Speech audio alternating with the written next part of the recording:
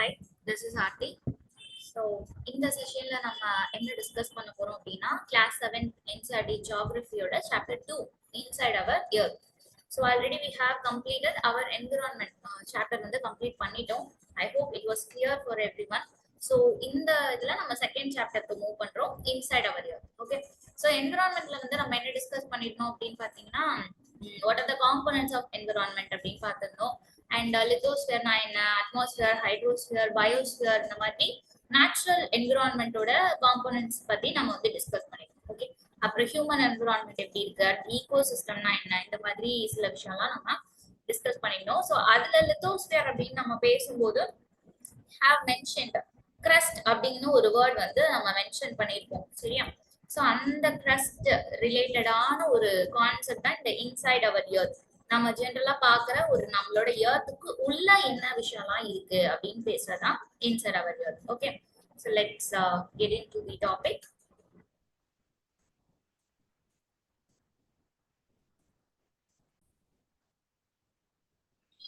The earth, our homeland, is a dynamic planet. So நம்மளோட earth இருக்கு இல்லையா, நம்மளோட ஹோம்லேண்ட், நம்ம வந்து எல்லாரும் வாழ்ற ஒரு இடம் எது அப்படின்னா அது வந்து நம்மளோட எர்த். ஸோ இது வந்து எப்படி அப்படின்னு பாத்தீங்கன்னா ஒரு dynamic planet. So what you mean by dynamic அப்படின்னா கண்டினியூஸா வந்து சேஞ்சஸ்க்கு வந்து அடாப்ட் ஆகுறது, கண்டினியூஸ் சேஞ்சஸ் இருக்கிற ஒரு ஏரியாவை வந்து நம்ம என்னன்னு சொல்லுவோம் அப்படின்னா டைனமிக் அப்படின்னு சொல்லுவோம். ஃபார் எக்ஸாம்பிள் நீங்க வந்து பாத்தீங்கன்னா எர்த் வந்து டெவலப் ஆகுறப்போ, அதாவது எவல்யூஷன் அப்படின்னு சொல்லுவோம். எர்த் வந்து ஃபர்ஸ்ட் ஃபார்ம் ஆனதுல இருந்து இன்னைக்கு வரைக்கும் ஒரே மாதிரி இருக்கு அப்படின்னு கேட்டீங்கன்னா கிடையாது. So various chemical changes, various physical changes வந்து இந்த எர்த்ல வந்து அக்கர் ஆயிட்டே இருக்கு. ஸோ அதனால நம்ம என்ன ஒவ்வொரு நாளும் ஃபார் எக்ஸாம்பிள் பாத்தீங்கன்னா ஒரு பெரிய ராக் வந்து டிகிரேட் ஆகி ஒரு சாண்ட் ஃபார்ம் ஆகுறதா இருக்கலாம், இல்ல மவுண்டன்ஸ் ஃபார்ம் ஆகுறதா இருக்கலாம். ஸோ இந்த மாதிரி பல சேஞ்சஸ் வந்து நடந்துட்டே இருக்கு. We call it as dynamic. Okay, so ஒரு ஸ்டேபிள் இல்லாம ஒரு டைனமிக்கா இருக்கிற ஒரு பிளானட் தான் என்ன அப்படின்னா நம்மளோட ஹோம்லேண்ட் ஆன எர்த். சரியா? So it is constantly undergoing changes inside and outside. So இன்சைட்லயும் அது வந்து நம்மளுக்கு வந்து அவுட் சைட் சேஞ்சஸ் வந்து நம்மளால பார்க்கலாம். ஒரு மவுண்டைன் ஃபார்ம் ஆகுறது, இல்ல ஒரு ரிவர் ஃபார்ம் ஆகுறது, இதை வந்து நம்மளால பார்க்க முடியும். பட் ஆல்சோ என்னவோ நடக்குது அப்படின்னா இன்சைட்லயும் அது வந்து என்ன ஆயிட்டு இருக்கு அப்படின்னா நிறைய சேஞ்சஸ் அண்டர்கோ பண்ணிட்டு இருக்கு. ஓகே, சோ என்ன கொஸ்டினோட எப்பவுமே நம்மளோட இன்சைட் எப்படி ஆரம்பிப்பாங்க, ஒரு கொஸ்டினோட ஸ்டார்ட் பண்ணுவாங்க இல்லையா? So have you ever wondered what lies in the interior of the earth? எர்த்தோட இன்டீரியர்ல என்ன இருக்கு அப்படின்னு சொல்லி நீங்க எப்போவாச்சும் வண்டர் பண்ணிருக்கீங்களா அப்படின்னு கேக்குறாங்க. What is the earth made of? ஒரு எர்த் வந்து எதாலெல்லாம் மேட் ஆயிருக்கு அப்படிங்கிறது தான். இந்த கொஸ்டினுக்கு ஆன்சர் பண்றது தான் நம்மளோட இந்த chapter interior of the earth, inside our earth. Okay, so before getting into that text நம்ம வந்து இந்த 2 in 1 சேர்த்து பார்த்துட்டு போயிடலாம். So the deepest mine in the world is in South Africa. So mine அப்படிங்கறது I hope you understand. mine அப்படிங்கிறது சுரங்கம் அப்படின்னு சொல்லுவோம்ல, நம்மளுக்கு நிறைய மினரல்ஸ், கோல்டு இதெல்லாம் வந்து எடுக்கிற ஒரு பிளேஸ் தான் வந்து மைன் அப்படின்னு சொல்லுவோம். ஸோ டீப்பஸ்ட் மைன் வந்து எங்க இருக்கான் அப்படின்னா சவுத் ஆப்பிரிக்கால இருக்கு. எவ்வளவு கிலோமீட்டர் டீப்னா it is 4 kilometers deep. So in search of oil, engineers have dug hole about 6 kilometers. So in the deepest mine search oil search பண்றதுக்காக இன்ஜினியர்ஸ் எவ்வளவு தூரம் டக் பண்ணிருக்காங்க, 6 கிலோமீட்டர் வரைக்கும் டக் பண்ணிருக்காங்க. இது வந்து ஒரு ஃபேக்ட். அண்ட் இது வந்து நம்மளுக்கு யூபிஎஸ்சிலயுமே வந்து ஒரு ஃபேக்ட் பேஸ்ட் கொஸ்டின்ல கேட்கலாம். Where is the deepest mine located? It is in South Africa.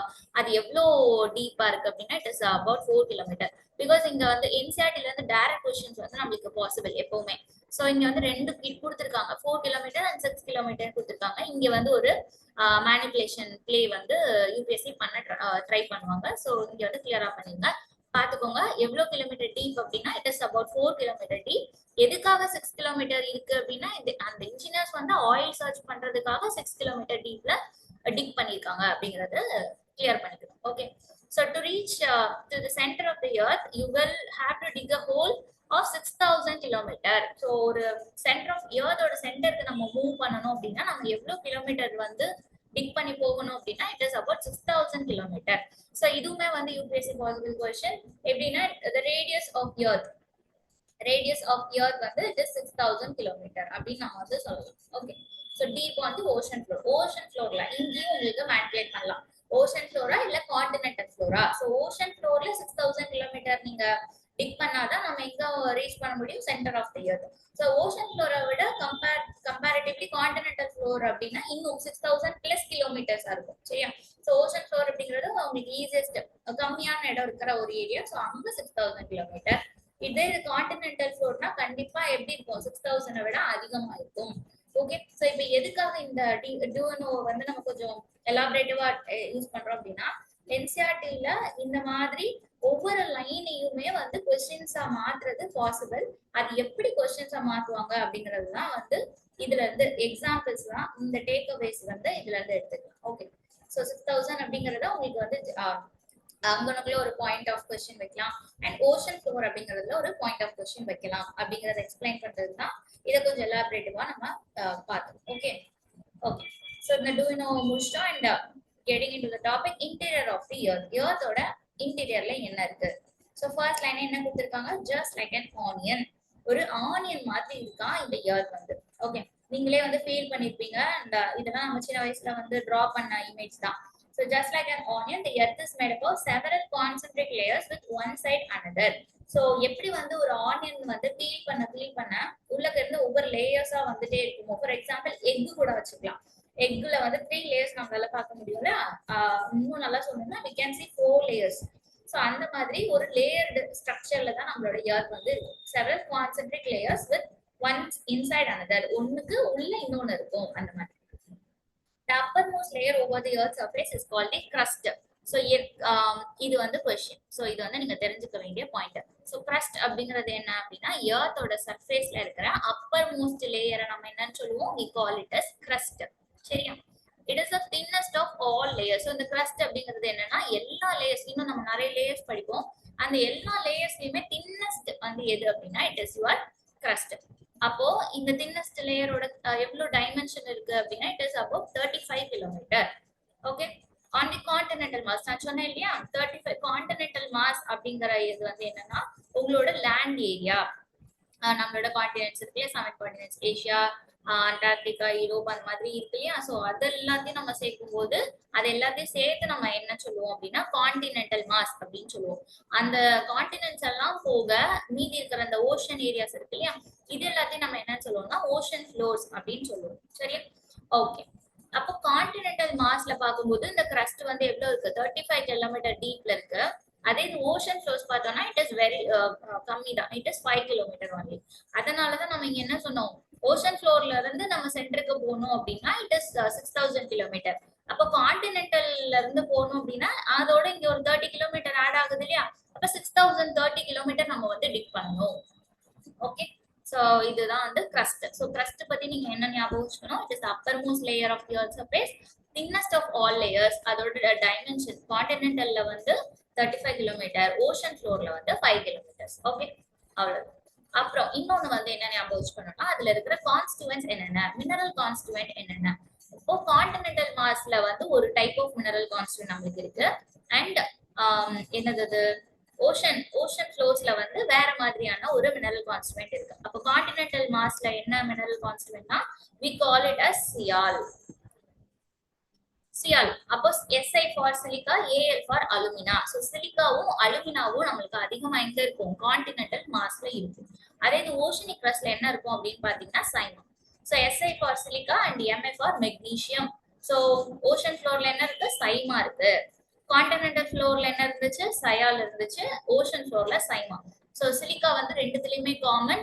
Alumina continental மாஸ்ல அதிகமா இருக்கும். மெக்னீசியம் வந்து நம்மளோட ஓஷன் ஃப்ளோர்ல அதிகமா இருக்கும். ஓகேவா? ஸோ கிரஸ்ட் பொறுத்தளவுக்கு இந்த 4 பாயிண்ட் வந்து நீங்க ஞாபகம் வச்சுக்கிட்டா from the 7th standard book இது வந்து எனஃப். சரியா? அடுத்து அப்போ கிரஸ்டுக்கு அப்புறம் என்ன இருக்கும்? Just beneath the crust is the mantle which extends up to a depth of 2900 kilometre. So அங்க நம்மளோட கிரஸ்டோட டைமென்ஷன் எவ்வளவுதான் பார்த்தோம்? ஒன்னு வந்து கான்டினென்டல் கிரஸ்டா இருந்தா இட் இஸ் 35 கிலோமீட்டர். அதே இது ஓஷன் ஃப்ளோரா இருந்தா it is only 5 kilometre. But here mantle பாருங்க it is 2900 kilometre below the crust. கிரஸ்ட்ல இருந்து 2900 கிலோமீட்டர் டிராவல் பண்ணோம் அது வரைக்கும் என்னதான் இருக்கும்? நமக்கு மேண்டல் தான் இருக்கும். ஓகேவா? அப்புறம் the innermost layer is the core with a radius of about 3500 km. innermost layer என்ன அப்படின்னா அத வந்து நம்ம கோர் அப்படின்னு சொல்லுவோம். below the mantle first crust இருந்துச்சு, அதுக்கப்புறம் mantle and mantle அடுத்து இருக்கிற ஏரியா வந்து கோர். சோ இந்த கோரோட ரேடியஸ் எவ்வளவு பாத்தீங்கன்னா 3500 கிலோமீட்டர். சரியா? ஒரு மினரல் கான்ஸ்டன்ட் கொடுத்திருக்காங்க. It is called knife. So Ni for nickel and Fe for iron. சரியா? சோ இதுவும் நீங்க ஞாபகம் வச்சுக்கணும். கிரஸ்ட்ல வந்து நம்ம ரெண்டு பார்த்தோம், சயால் அண்ட் சைமா. அண்ட் ஹியர் கோர்ல வந்து நம்ம ஒன்னு பார்த்திருக்கோம், knife, nickel and ferrous. Okay. The central core has very high temperature and pressure. So central core இருக்கு இல்லையா, அந்த கோர் ஏரியா. ஸோ இந்த கோர் ஏரியால வந்து எப்படி இருக்கும் அப்படின்னா உங்களுக்கு ப்ரெஷர் அண்ட் டெம்பரேச்சர் வந்து ரொம்ப அதிகமா இருக்கும். So it is very hot, ரொம்ப ஹாட்டா வந்து இருக்கும். ஒரு மால்டன் ஸ்டேட்ல தான் இருக்கும், சாலிட் ஸ்டேட்ல இருக்காது. ஒரு மாதிரியான மால்டன் ஸ்டேட்ல தான் வந்து பிரசன்ட் ஆயிருக்கும். ஓகே. ஸோ இது வந்து நீங்க வந்து ஞாபகம் வச்சுக்கணும். அவ்வளவு. The crust forms only 1% of the volume of the earth. So எர்த்தோட டோட்டல் வால்யூம்லயுமே crust எவ்வளவுதான் ஃபார்ம் ஆகுதா, வெறும் ஒரே 1% தான். 84% வந்து யாரு கான்ஸ்டிட்யூட் பண்றாங்கன்னா it is the mantle and the core வந்து 15%. So UPSC is becoming more data based. So அதனால நீங்க வந்து இதையும் வந்து ஞாபகம் வச்சுக்கிறது பெட்டர். ஓகே. கிரஸ்டோட பர்சன்டேஜ் 1 தான். மேண்டல் நீங்க இதை வந்து அப்படியே ஒரு நியூமரிக்கலாவே ஞாபகம் வச்சுக்கலனா கூட கம்மியான பர்சன்டேஜ் கான்ஸ்டிட்யூட் பண்றது கிரஸ்ட், மிடில்ல இருக்கிறது மேண்டல் அண்ட் அதுக்கு மிடில்ல இருக்கிறது கோர் அண்ட் அதிகமா கான்ஸ்டிட்யூட் பண்றது இட் இஸ் மேண்டல். அப்படி ஞாபகம் வச்சுக்கிட்டா ஓகே. ஓகேவா? And the radius of the earth is 6371 kilometer. நம்ம அங்க பார்த்தோம்ல 6400 kilometer டிக் பண்ணனும், 6000 kilometer டிக் பண்ணனும்னு சொல்லிட்டு almost similar to that 6371 kilometer வந்து எர்த்தோட ரேடியஸ். சரி, ஓகே. And then so இப்போ என்ன பார்த்திருக்கோம் அப்படின்னா நம்ம various layers of earth, first crust பார்த்தோம், மேண்டல் பார்த்தோம் அண்ட் கோர் பார்த்தோம். எல்லாமே ரொம்ப பேசிக்கா பார்த்திருக்கோம் as per our class 7. Okay. அடுத்து நெக்ஸ்ட் என்ன பார்க்க போறோம் அப்படின்னா rocks and minerals, mineral and rock, அத பத்தி வந்து பார்க்க போறோம். Okay. The earth's crust is made up of various types of rocks. So எர்த்தோட கிரஸ்ட்ல தான் வந்து நமக்கு என்ன இருக்கும் அப்படின்னா various types of rocks வந்து present ஆயிருக்கும். Any natural mass of mineral matter that makes up the earth's crust is called a rock. எந்த ஒரு மினரல் மேட்டரும் அதிகமா ஒரு அது வந்து நேச்சுரலா இருக்கும், அதுல வந்து நிறைய மினரல் இருக்கும், அது எங்க இருக்கும் எர்த்ஸ் கிரஸ்ட்ல வந்து இருந்துச்சு அப்படின்னா அதை நம்ம என்னன்னு சொல்லுவோம் அப்படின்னா ராக் அப்படின்னு சொல்லுவோம். அந்த rock can be different rocks can be of different colour, size and texture. So இந்த ஒவ்வொரு நம்ம எந்த ஒரு நேச்சுரல் மாஸ் வந்து எர்த்ல இருந்தாலும் அதை ராக்னு சொல்லிட்டோம் இல்லையா. ஆனா இந்த ராக்ஸ் வந்து எப்படி டிஃபரெண்ட் ஆகும், கலர்ல, சைஸ்ல, டெக்ஸ்சர்ல டிஃபரெண்ட் ஆகும். ஸோ அதை பேஸ் பண்ணி we are having 3 major types of rocks. Okay. So என்னென்ன 3 major types அப்படின்னு பார்த்தோம்னா first one is igneous rocks and second one is sedimentary rocks and third one is metamorphic rocks. ஓகேவா? So igneous, sedimentary and metamorphic, இது மூணு தான் வந்து major types of rocks. When the molten magma cools, it becomes solid. Okay. What do you mean by magma? அப்படின்னு பார்த்தோம்னா நமக்கு volcano இருக்கு. So volcano வந்து எரப்ட் ஆகும்போது உள்ள இருக்கிற கோர்ல இருந்து தான் நமக்கு மேண்டல்ல இருந்த லிக்விட் மெட்டீரியல்ஸ் தான் நமக்கு என்ன ஆகும் அப்படின்னா நம்மளோட வல்கனிக் எரப்ஷன் அப்போ வெளியே வரும். So it is called as magma. Okay. இந்த மேக்மா ஆக்சுவலா உள்ள இருந்து வர்ற ஒரு செமி சாலிட் ஸ்டேஜ்ல இருந்து தான் வந்து இந்த மேக்மா வந்து வெளியே வரும். But after reach the earth surface என்ன ஆகும் அப்படின்னா அது வந்து என்ன ஆயிரும், சாலிடா மாறிடும். அப்ப இந்த மாதிரி ஒரு வல்கனோக்குள்ள இருந்து வர ஒரு லிக்விட் அண்ட் தென் அது சர்ஃபேஸ ரீச் பண்ணதுக்கு அப்புறம் சாலிட் ஃபார்ம் ஆகி ராக்கா ஃபார்ம் ஆகும் இல்லையா, அதை தான் நம்ம என்ன சொல்றோம் அப்படின்னா igneous rocks. So igneous அப்படினால என்ன அப்படின்னா it is related to the heat, இல்ல அந்த ash அந்த மாதிரி சொல்லுவோம்ல, அது ரிலேட்டடான ஒரு வேர்ட் தான் igneous. ஓகே. ஸோ ராக்ஸ் இந்த மாதிரி, அதாவது வல்கனிக் எரப்ஷன் மூலியமா ஒரு மேக்மால இருந்து ஃபார்ம் ஆகுற ஒரு ராக் வந்து நம்ம என்ன சொல்லுவோம் அப்படின்னா igneous rocks அப்படின்னு சொல்லுவோம். இதுதான் என்ன அப்படின்னா பிரைமரி ராக்ஸ். ஓகே. ஸோ பிரைமரியா ஃபர்ஸ்ட் ஃபார்ம் ஆகுற பிரைமரி அப்படிங்கிறது என்னன்னா இதுதான் முதல் அப்படின்னு சொல்றது பிரைமரி. அப்ப இந்த ஃபர்ஸ்ட் ஒரு ராக் எப்படி ஃபார்ம் ஆகுது அப்படின்னா it is due to this process, volcanic எரப்ஷனால ஒரு ராக் வந்து ஃபார்ம் ஆகுது, அதுதான் பிரைமரி ராக். அதுக்கு இன்னொரு பேரு தான் என்னன்னா igneous ராக்ஸ். சரியா? ஓகே. அப்ப இந்த igneous ராக்ஸ்லயுமே நம்மளுக்கு வந்து என்ன இருக்குன்னா intrusive rocks and exclusive rocks அப்படின்னு 2 டைப்பா இருக்கு. அது வந்து நம்ம இங்க வந்து எக்ஸ்பிளைன் பண்ணிருக்காங்க. ஸோ இன்ட்ரூசிவ்னா என்ன, எக்ஸ்க்ளூசிவ்னா என்ன. Can you imagine lava coming out from the volcanoes? Lava is actually fiery red molten magma coming out from the interior of the earth on its surface. So என்ன லாவாங்கிறது என்ன சொன்னா மேக்மா சொன்னோம்ல, magma வந்து வெளியே வந்ததுக்கு அப்புறம் we call it as magma. உள்ளக்க இருந்து நம்மளுக்கு வர்றப்போ அதை வந்து என்ன சொல்லுவோம்னா லாவா அப்படின்னு சொல்லுவோம். So this is a volcano. உள்ள இருந்து நமக்கு லாவா ப்ரொடியூஸ் ஆகி வல்கனிக் எரப்ஷன் மூலியமா வெளியே வந்து விழுது. இது வந்து லாவா, உள்ள இருந்து வர்றது லாவா. வெளியே வந்து கூல் ஆனதுக்கு அப்புறம் we call it as magma. சரியா? ஸோ லாவா வந்து ஒரு red molten magma coming out from the எங்க இருந்து வருது, இன்டீரியர் ஆஃப் தி எர்த் இருந்து வருது ஆன் இட்ஸ் சர்ஃபேஸ்க்கு. When this molten lava comes on the earth's surface, it rapidly cools down and becomes solid. நான் சொன்னேன் இல்லையா? So rapid என்ன ஆகும் அப்படின்னா கூல் ஆகி சாலிடா ஃபார்ம் ஆகும். Rocks form in such a way on the crust are called. இந்த மாதிரி வெளியே வந்து நமக்கு ராக்ஸ் ஃபார்ம் ஆச்சு இல்லையா, அப்போ எக்ஸ்ட்ரூசிவ். எக்ஸ்ட்ரூசிவ்னா என்ன, எக்ஸ் அப்படின்னா என்ன, வெளியே வருது. ஸோ எக்ஸ்ட்ரூசிவ் இக்னியஸ் ராக்ஸ் அப்படிங்கிறது இதுதான். ஸோ என்னது, வெளியே அந்த மேக்மா லாவா வந்து வெளியே வந்து அதுக்கப்புறம் ஒரு ராக்ஸ் ஃபார்ம் ஆகுறது extrusive igneous rocks. They have a very fine grained structure. For example, basalt. So basalt அப்படிங்கிற ஒரு ராக் இருக்கு. இது வந்து எக்ஸ்ட்ரூசிவ் igneous rock ஓட டைப். அதுக்கு எப்படி இருக்கும், ஒரு ஃபைன் கிரைண்ட் ஸ்ட்ரக்சர் வந்து இருக்கும். அதாவது ரொம்ப வந்து லைட்டா மெல்லிசா இருக்கும் அப்படின்னு சொல்லலாம். ஓகே, அடுத்து the Deccan Plateau is made up of basalt rock. So Deccan Plateau இருக்கு இல்லையா, நம்ம இந்தியாவோட சதர்ன் மோஸ்ட் பார்ட்டை வந்து நம்ம இங்க வந்து டெக்கான் பிளாட்டூ இருக்கும். ஸோ இந்த டெக்கான் பிளாட்டூ வந்து மேட் இந்த basalt rocks தான் மேட் ஆகும். And what is intrusive igneous rocks அப்படின்னு பார்த்தோம்னா, sometimes the molten magma cools down deep inside the earth's crust. So in the earth's crust குள்ளேயே வந்து என்ன ஆகும் அப்படின்னா இந்த molten magma cool down ஆகும். அப்போ வந்து ஒரு ஃபார்ம் ஆகுற சாலிட் ராக்கை தான் நம்ம என்ன சொல்றோம்னா intrusive igneous rocks அப்படின்னு சொல்றோம். ஓகே, ஸோ intrusive அப்படின்னா எர்த்தோட கிரஸ்டுக்கு உள்ளக்கேயே வந்து கூல் டவுன் ஆகி சாலிட் ஃபார்ம் ஆயிடுச்சுன்னா intrusive. அதே இது அந்த லாவா வெளியே வந்து எர்த்தோட கிரஸ்டுக்கு மேல ஃபார்ம் ஆச்சு, ராக் ஃபார்ம் ஆச்சுன்னா அது வந்து extrusive igneous rock. Okay, since they cool down slowly they form large grains. So இவங்க வந்து என்ன பண்ணுவாங்க, large grains ஃபார்ம் பண்ணுவாங்க. நம்ம எக்ஸ்ட்ரூசிவ் மாதிரி பசால்ட் மாதிரி ஒரு கிரைண்ட் ஸ்ட்ரக்சர் இருக்காது, இவங்க எல்லாருக்கும் ஒரு லார்ஜ் கிரைன்ஸ் ஃபார்மா இருக்கும். ஸோ கிரானைட் வந்து அதுக்கு example. Okay, granite is an example of such a rock. Grinding stones used to prepare paste, powder of spices are made of granite. So granite ஓட ஒரு use வந்து கொடுத்துருக்காங்க. சரி, so இதுதான் வந்து என்ன அப்படின்னா எக்ஸ்ட்ரூசிவ் அண்ட் இன்ட்ரூசிவ் igneous ராக்ஸ்னா என்ன அப்படின்னு சொல்லி பார்த்துருக்கோம். அடுத்து செடிமெண்ட்ஸ் அப்படின்னு ஒன்று இருக்கு. ஸோ ராக்ஸ் வந்து என்ன ஆகும் அப்படின்னா ரோல் டவுன் ஆகி, இப்போ வந்து ஒரு ராக், ஒரு மவுண்டைன் இருக்கு அப்படின்னா அதுல இருந்து ராக்ஸ் வந்து ரோல் டவுன் ஆகும். அப்படி ரோல் டவுன் ஆகும்போது என்ன ஆகும், கண்டிப்பா அதுல வந்து கிராக்ஸ் வரும், ஒன்னோட ஒண்ணு ஹிட் ஆகும். அப்படி ஆகும்போது அதுல இருந்து என்ன நிறைய என்ன ஃபார்ம் ஆகும் அப்படின்னா ஸ்மால் ஃபிராக்மெண்டா அது வந்து ப்ரோக் டவுன் ஆகும். சரியா? அப்போ I hope you can imagine that. So 2 rocks இருக்கு, இந்த 2 ராக்ஸ் வந்து ஒன்னோட ஒண்ணு மோதிக்கும் போது இதுல இருந்து குட்டி குட்டி பீசஸ் எல்லாம் வெளியே வரும்ல, இதுதான் ஸ்மால் ஃபிராக்மெண்ட்ஸ். ஸோ இந்த ஸ்மால் ஃபிராக்மெண்ட்ஸ் தான் நம்ம என்ன சொல்றோம் அப்படின்னா செடிமெண்ட்ஸ் அப்படின்னு சொல்றோம். ஓகே, ஸோ இந்த செடிமெண்ட்ஸ் எல்லாம் என்ன ஆகும் அப்படின்னா transported by and deposited by wind, water etcetera.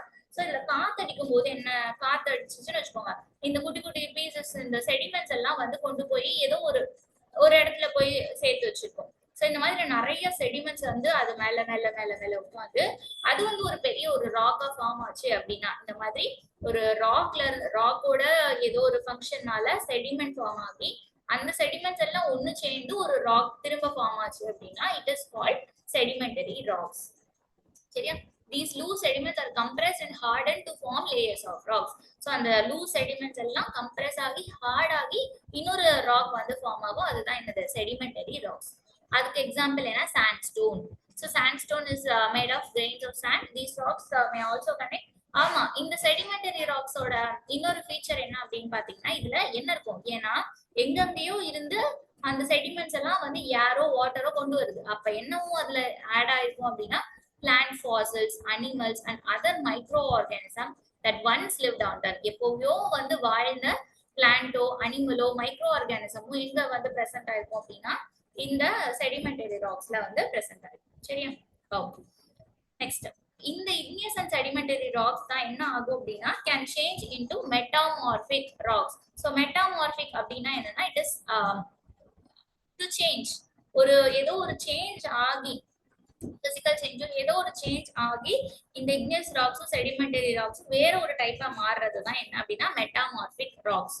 So அப்போ ஏதோ ஒரு சேஞ்சஸ் நடக்கணும் அப்படின்னா கண்டிப்பா அங்க என்ன தேவை, கிரேட் ஹீட் அண்ட் ப்ரெஷர் வந்து நமக்கு தேவை. சரியா? So clay changes into slate and limestone into marble. So clay வந்து என்னவாகுது, ஸ்லேட்டாவும் லைம்ஸ்டோன் வந்து மார்பிளாவும் கன்வெர்ட் ஆகுறது மெட்டாமார்பிக்கு ஒரு எக்ஸாம்பிள். ஓகேவா? And rocks are very useful to well. The hard rocks are used for making roads. எதுக்கு ரோட் மேக் பண்றதுக்கு, house பில்டிங்ஸ்க்குலாம் வந்து நம்மளுக்கு ஹெல்ப்ஃபுல்லா இருக்கு. You use stones in many கேம்ஸ்க்கு விளையாடுறதுக்கு ஸ்டோன் யூஸ் பண்ணோம்ல, 7 ஸ்டோன்ஸ், ஹாப் ஸ்காட்ச், 5 ஸ்டோன்ஸ், இந்த மாதிரி நிறைய கேம்ஸ்க்கு நம்ம யூஸ் பண்ணுவோம் அப்படின்னு சொல்றோம். அண்ட் தென் வாட் இன்னொரு you will be surprised to know that one type of rock changes. அதே மாதிரி இப்போ நம்ம நிறைய 3 டைப் ஆஃப் ராக்ஸ் படிச்சோம். ஒன்னு இக்னியஸ், இன்னொன்னு செடிமெண்ட்ரி அண்ட் மெட்டாமார்பிக். இந்த மூணுமே வந்து ஒரு ராக் இன்னொரு ராக்கா ஃபார்ம் ஆகும். இந்த மாதிரி ஒரு சைக்கிள்ல வந்து அது வந்து மூவ் ஆயிட்டு இருக்கிறத நம்மளால பார்க்க முடியும். ஸோ இந்த டிரான்ஸ்ஃபர்மேஷன் ஆஃப் ராக் தான் நம்ம என்ன சொல்றோம் அப்படின்னா we call it as rock cycle அப்படின்னு சொல்றோம். சரியா? So the rock cycle is very important in the purpose of UPSC and in the class 7th also. நமக்கு வந்து இது இம்பார்ட்டன்ட். எப்படி இது ஃபார்ம் ஆகும் அப்படின்னு பாத்தீங்கன்னா, ஃபர்ஸ்ட் இந்த வல்கனோ வந்து மேக்மா வந்து வெளியே வருது. இந்த மேக்மா வெளியே வந்த உடனே நம்ம இத வந்து என்னன்னு சொல்லுவோம், இக்னியஸ் ராக் அப்படின்னு சொல்லுவோம். இந்த இக்னியஸ் ராக் ஒன்னோட ஒண்ணு மோதி மோதி என்ன ஆகும், செடிமெண்ட்ஸ் வந்து ஃபார்ம் ஆகும். இந்த செடிமெண்ட்ஸ் எல்லாம் ஒண்ணு சேர்ந்து நமக்கு செடிமெண்டரி ராக் ஃபார்ம் ஆகும். புரியுதா?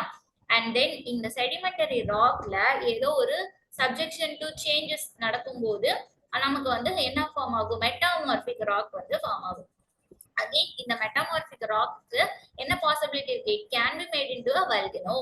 அப்போ வல்கனோ ஃபார்ம் ஆச்சுன்னா அகைன் இதுல இருந்து ஒரு மேக்மா வரும், மேக்மா இக்னியஸ் ராக் ஃபார்ம் ஆகும். இப்படி வந்து அந்த இக்னியஸ் ராக்ல இருந்து செடிமெண்ட், செடிமெண்டரி ராக், மெட்டாமார்பிக், இப்படி ஒரு சைக்கிள் வந்து மூவ் ஆயிட்டு இருக்கு. ஓகே, இது வந்து இப்படி சைக்கிள்ல தான் மூவ் ஆகணுமா, நடுவுல கூடி டிராவல் பண்ண முடியுமா அப்படின்னு கேட்டா S, it can travel.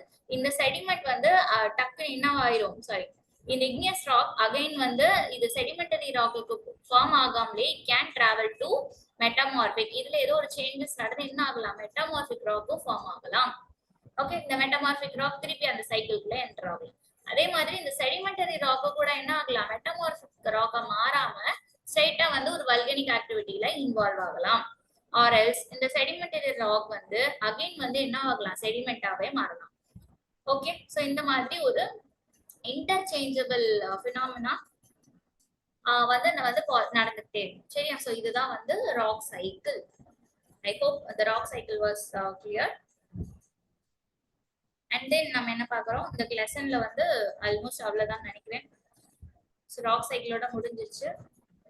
Rocks are made up of different minerals. So ராக்ஸ்ல வந்து என்னென்ன மினரல்ஸ்லாம் இருக்கும், நிறைய டைப் ஆஃப் மினரல்ஸ் இருக்கும்.